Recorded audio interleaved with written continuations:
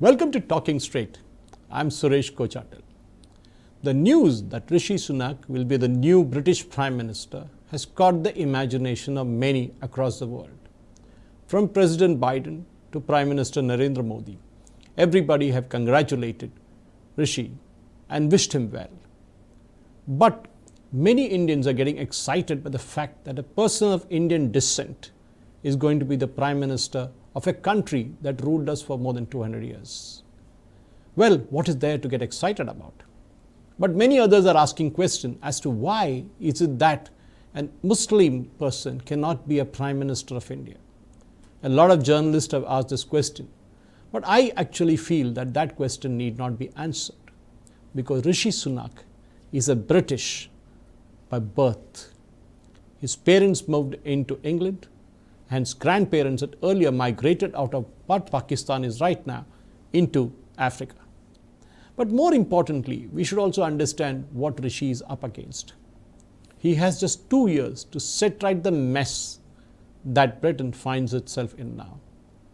Post-Brexit and post-COVID, Britain has gone into a tailspin. The departure of Liz Truss has not helped. Boris Johnson also did not help.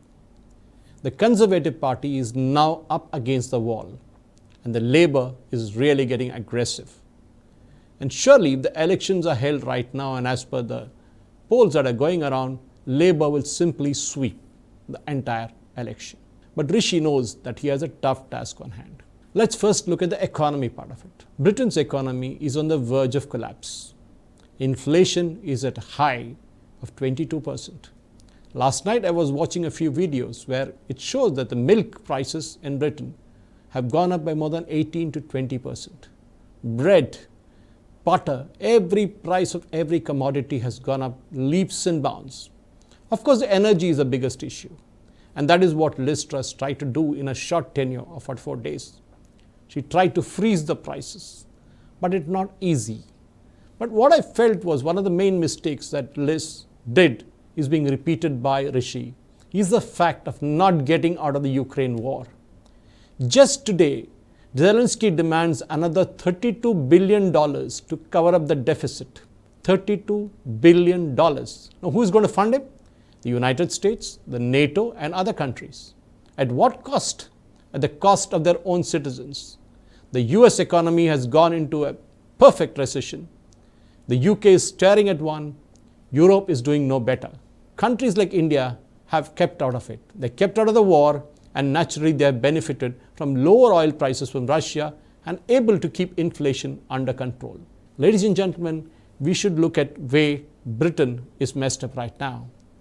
It has gone into a war that Ukraine and Russia are fighting. It had no business to be in it. Of course, during the COVID time, Rishi did admirably well as a Chancellor of the Exchequer. A number of measures that he brought in, especially to fund the salaries of employees of even private sector companies, made him a darling that time.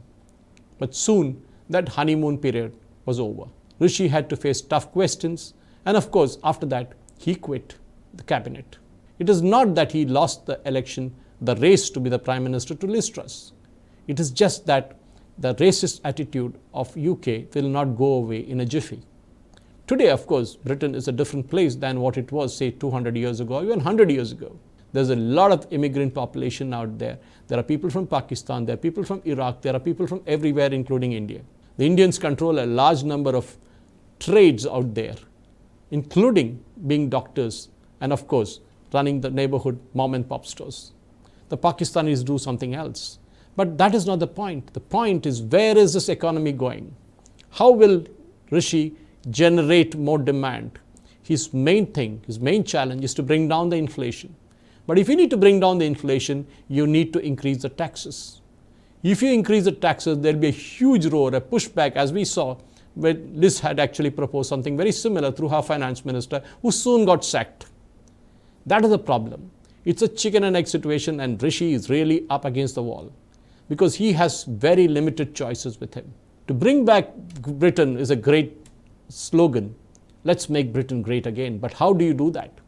Your local economy is uncompetitive, and I often keep saying this. The thumb rule of an efficient organization is, or a thumb rule of an efficient country is, when the cost of the plumber is less than the cost of the tap he is coming to fix.